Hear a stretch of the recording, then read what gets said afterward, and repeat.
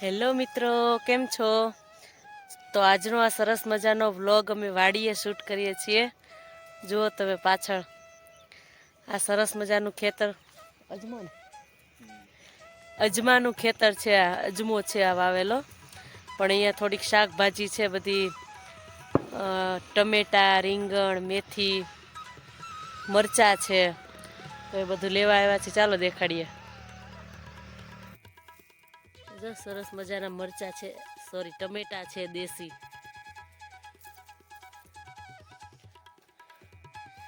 જોરદાર ટમેટા છે, જબરા.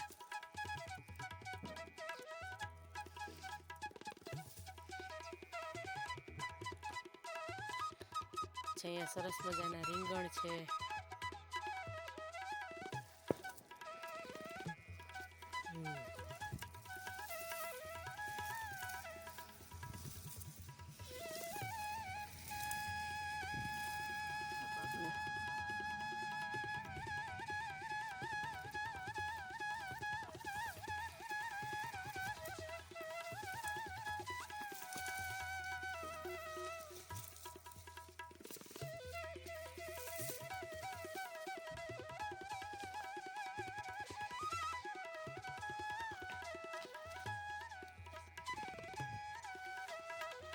રીંગણા છે સરસ મજાના દેશી કાંટાળા. જુઓ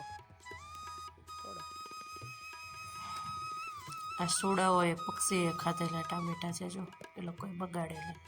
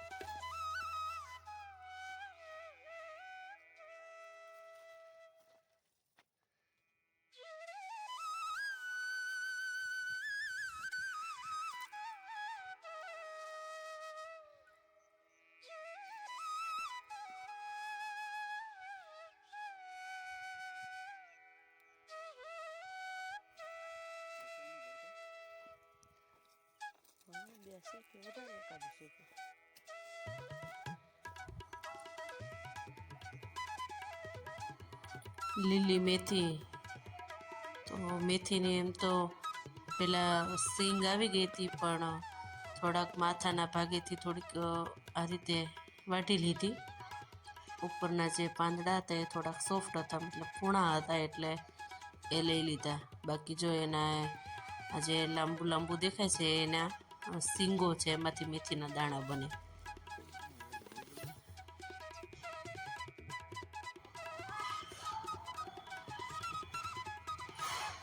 તો આ રીતે મેથી વાટી લીધી.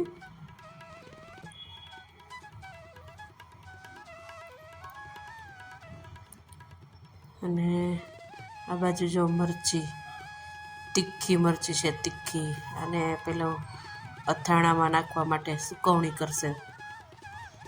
એકદમ લાલ ચટક છે ને.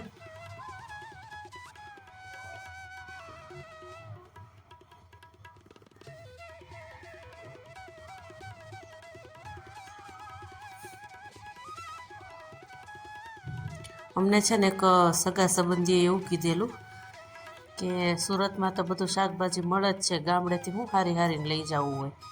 પણ સુરતમાં આજથી નહીં વધારે માત્રામાં મળે છે. પણ મિત્રો, તમે ક્યારેય જો નોટિસ કર્યું હોય કે આપણે ગામથી શાકભાજી લાવીએ ને, એ તમે ફ્રીજમાં 10 દિવસ રાખો ને તો એ બગડશે નહીં. પ્લસમાં એ છીણાતુંય નથી. અને આપણે લઈને આવીએ ને શાક માર્કેટમાંથી, એ છીણાઈ જાય. 2-3 દિવસમાં મેથી જેવું તો બગડી જ જાય છે. અને આ જો દેશી ટામેટાં તોડીને તાજે તાજા ખાઈ જ લો, બહુ જ ટેસ્ટી લાગે. કોણે કોણે આવો સ્વાદ લીધો છે કહેજો કોમેન્ટમાં. અહીંયાથી અમે કેટલા બધા ટમેટાં લઈને આવેલા, દેશી ટમેટાં. મેં એક શોર્ટ વિડીયો પણ બનાવેલો કે દેશી ટામેટાનું શાક બહુ જ ટેસ્ટી બને મિત્રો. આપણે ગમે એવા ટમેટાં લઈએ ને અહીંયાથી તો આના જેવા ન હોય. ચાલો હવે મેથી ને ટામેટાં તો લઈ લીધા, રીંગણા લીધા, અહીંયા છે પાલક, તો થોડુંક પાલક પણ લઈ લઈએ. ઘરની વાડીનું ઘરનું શાકભાજી શા માટે ન લઈએ? થોડુંક વજન ઉપાડીને લાવવું પડે એ જ તે ને, ફ્રેશ તો મળે થોડુંક ટાઈમ ખાવા.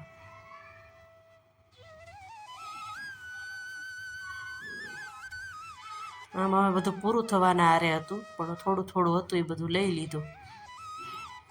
બધું નથી લઈ લીધું એટલે મારે જરૂર પૂરતું લીધું એમ.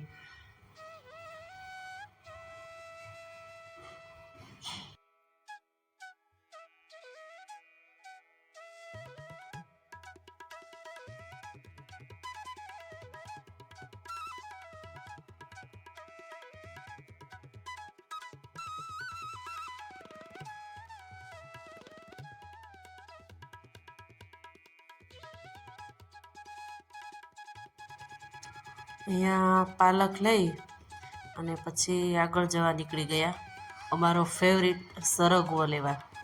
અમને બંને હસબન્ડ વાઈફને સરગવો ખૂબ પસંદ છે અને અમે ખાતા હોઈએ છીએ. પણ આ જો વાડીનો નજારો ને એમાંય સાંજ ઢળે છે, ખૂબ સરસ લાગે છે.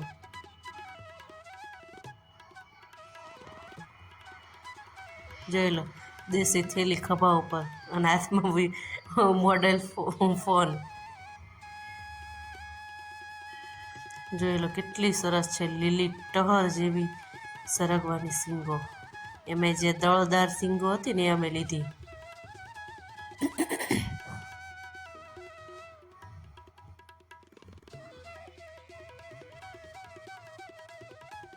કેટલો ફાઇન છે. કોને કોને અમારી જેમ સરગવો પસંદ છે કોમેન્ટમાં બતાવજો મિત્રો.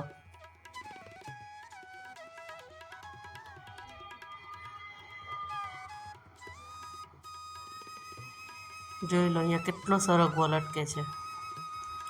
અને આપણા શરીરના હેલ્થ માટે પણ આ ખૂબ ઉપયોગી છે. એમાંય ખાસ કરીને સાંધાના દુખાવામાં તો સરગવો ખૂબ ઉપયોગી છે મિત્રો.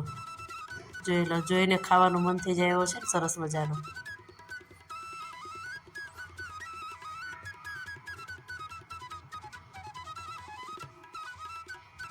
જુઓ ઢળતી સાંજનો નજારો. અને આ બાજુમાં આ ખેતર શેનું છે કોઈને ખબર હોય ને તો કહેજો, નહીં તો છેલ્લે તો હું કહી જ દઈશ. જોઈ લો, એના બીજે હું તમને નજીકથી બતાવી દઉં. જેને જેને આ ખબર હોય એ મને કહે કમેન્ટમાં.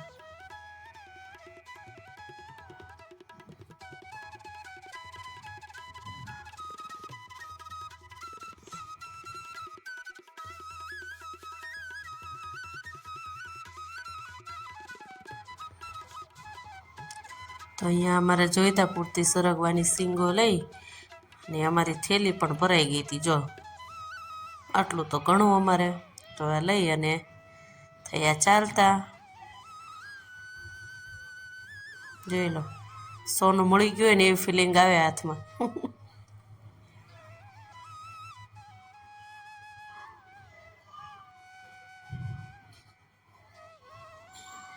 જુઓ પાછળ વાડીનો નજારો. કોને કોને ખેતરમાં જવું ગમે છે કહેજો પાછા બધા. અને આ પેલા મેં તમને બીજ બતાવ્યા હતા ને, આ સૂકા બીજ. નામ તો તમારે કહેવાનું જ છે જેને ખબર હોય એને કમેન્ટમાં. અને અમારું હવે શાકભાજીનું ને બધું કામ પતાવી અને વાડીના નજારાનો આનંદ લેતા લેતા હવે નીકળી ગયા છીએ શેઢે. જો આ શેઢાના ટાર ટપી અને હવે રોડ આવી ગયો છે. જો સામે સાંજ ઢળી ગઈ હતી એટલે બકરા અને ગાયો ને ગાયોના ધણ ને બધા ઘર તરફ રવાના થતા હોય. અને આ જો સૂરજ દાદા કેવા સરસ લાગે છે. અને સામેથી આવે છે બકરાનું ધણ. પછી ફટાફટ નીકળી ગયા ઘર તરફ અને ગયા હતા લગ્ન પ્રસંગે. એટલે પછી સાંજે તો જો બાજરાના રોટલા અને ખીચડી ને શાકનો આનંદ લીધો અને મેં લગ્નમાં 2 દિવસ જો મીઠાઈઓ રોટલા ભાત ખાવા બધું ખાધું બોલાવે હોય ને એટલે ચેડોય નથી. રોટલા ખાવાનો આનંદ જ અલગ આવે.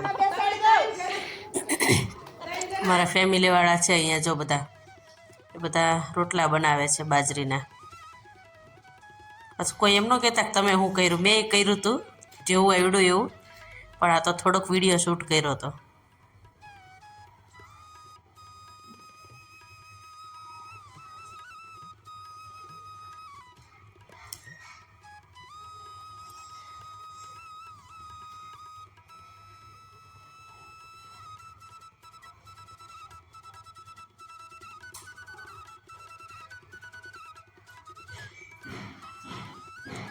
સરસ મજાની ઈંટો માંડી અને ચૂલો બનાવીને રોટલા કરીને આવી રીતે સમૂહમાં રોટલા કરવાના આનંદે ખૂબ આવે મિત્રો. તો અહીંયા અમારા સાસુ એવું કહે છે કે બધા વિડીયો જોજો પાછા હો. અહીંયા અમારા કાકી સાસુ છે.